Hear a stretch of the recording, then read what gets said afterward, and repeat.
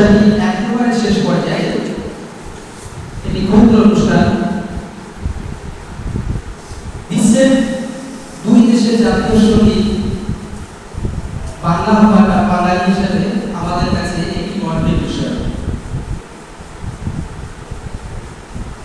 কবিগুরু রবীন্দ্রনাথ ঠাকুর বাঙালিদের বন্ধু।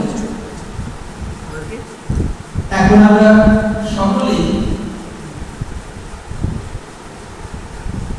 আমাদের মাননীয় অধ্যাপিকা পল্লবী ম্যাডামের কাছ থেকে কিছু শুনতে চাই। আজকে আসার জন্য অনুরোধ করা হচ্ছে। এটা পরে অনুষ্ঠান শেষ করবো, জাতীয় সঙ্গীত অনুষ্ঠান শেষ করবো।